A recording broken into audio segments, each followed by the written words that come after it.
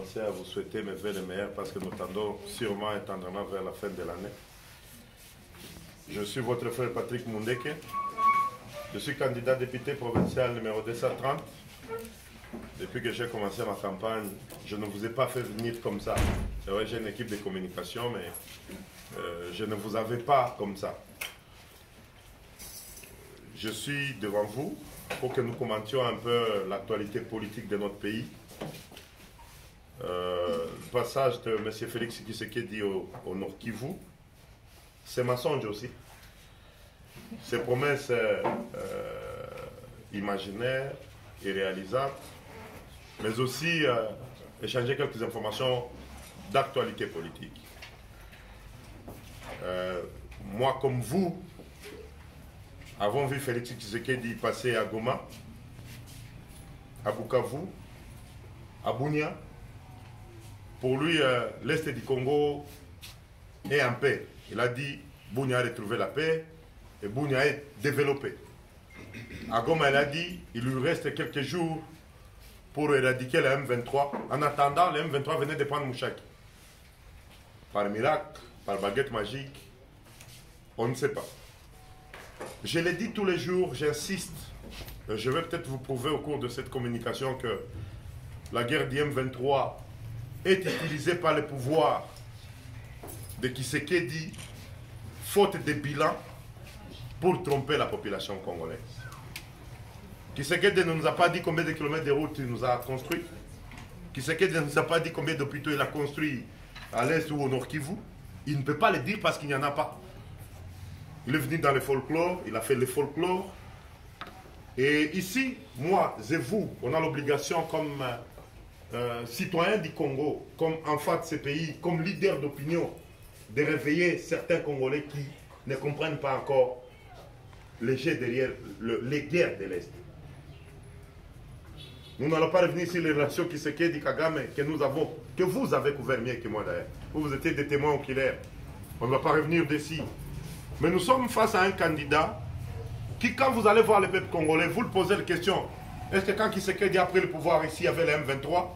Même vous, vous savez la réponse. Les taux étaient à combien? Vous savez la réponse. Une bouteille d'huile coûtait combien? Et aujourd'hui, ça coûte combien? La farine coûtait combien? Aujourd'hui, ça coûte combien? Et une fois, quand vous faites cet exercice avec les Congolais, tout Congolais réalise que la nation recule. Le pays est en train de faire marche en arrière.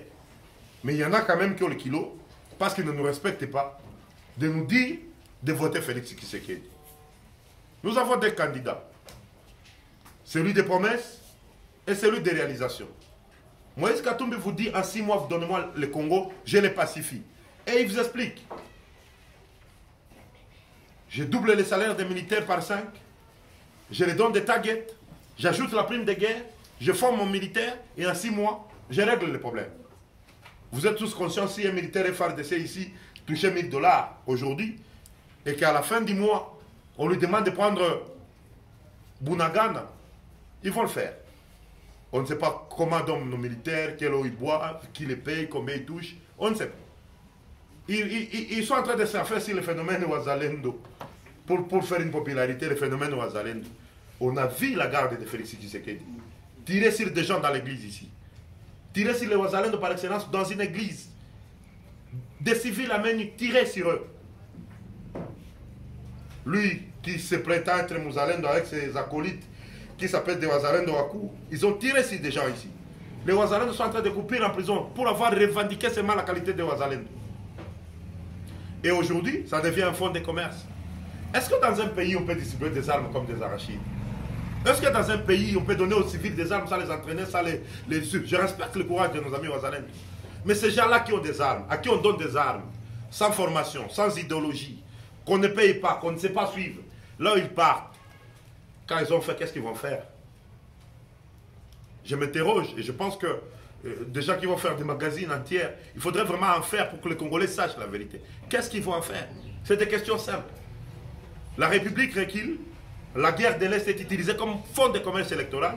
Il nous a dit que lui ne peut pas négocier avec les Rwandais, il ne peut pas parler avec Kagame. Il a menti.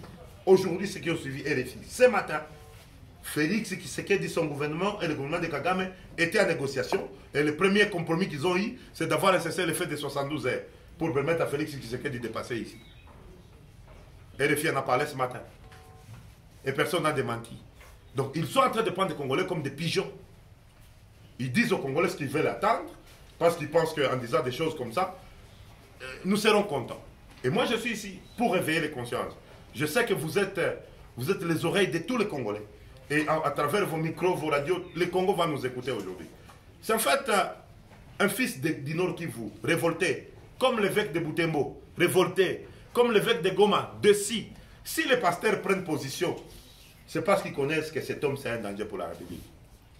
On ne peut pas passer à Goma, à Beni, à Bunia. On ne parle pas de la guerre, on ne parle pas du plan de sortie de la guerre, comme si les pays étaient en paix, comme si les gens étaient normaux.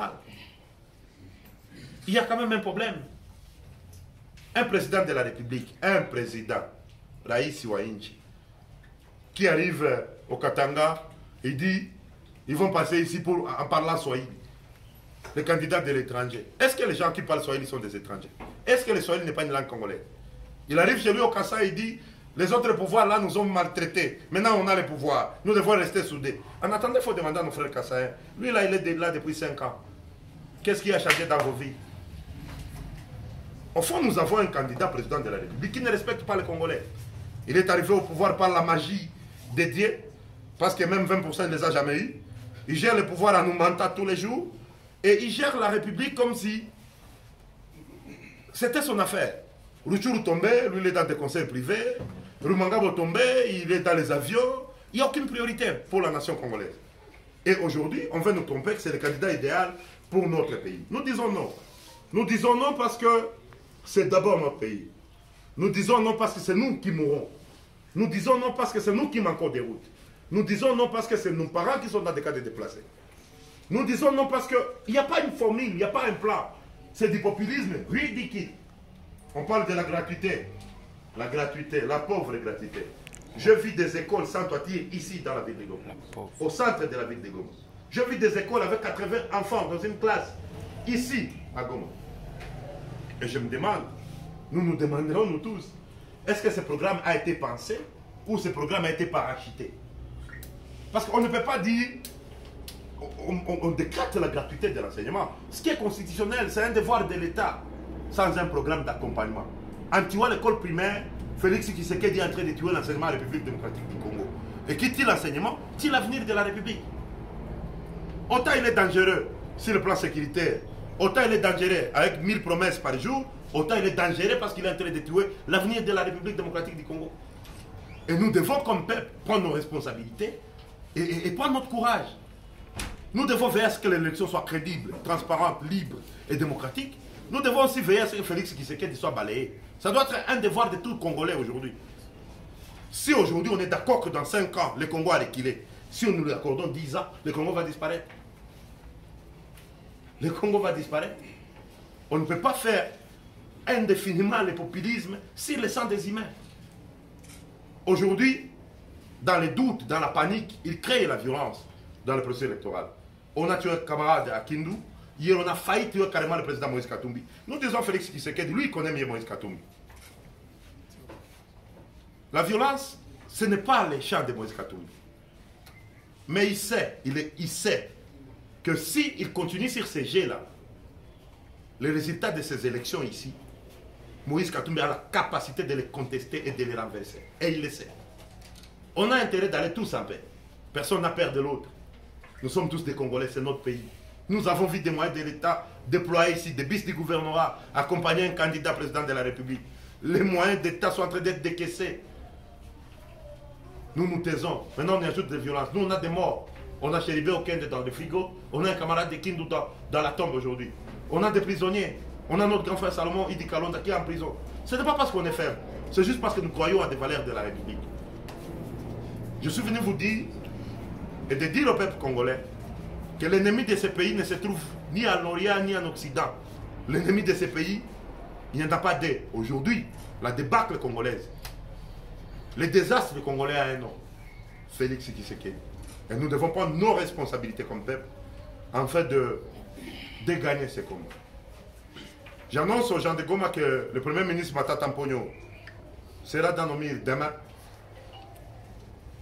Et il va tenir un meeting. Nous souhaiterions que ce soit à la tribune, à l'ONC là-bas. Un meeting de vérité pour rappeler au peuple congolais les devoirs d'un vote. Allons voter. Ceux qui n'ont pas de cartes, battez-vous pour les avoir. Ceux qui les cartes sont effacées parce qu'il y a aussi un plan. On veut diminuer l'électorat de l'Est. En 2011, il y avait la guerre. Funda était à Kichanga là-bas, mais les gens ont voté. Aujourd'hui, il y a un plan. Là, derrière cette guerre, derrière ce chaos, il y a un plan de diminuer l'électorat de l'Est. Les cartes qu'on vous a données sont des cartes qui s'effacent. Mais ailleurs, on nous a donné des cartes bien. Là où il y a ses frères à lui, il y a des cartes bien. Ici, les cartes s'effacent pour que vous n'allez pas voter. Battez-vous, allez faire des lignes. S'il faut dormir là-bas, dormez là-bas. Ayez vos cartes. Votre voix, c'est l'avenir de ce pays. J'ai dit et je vous remercie. Merci.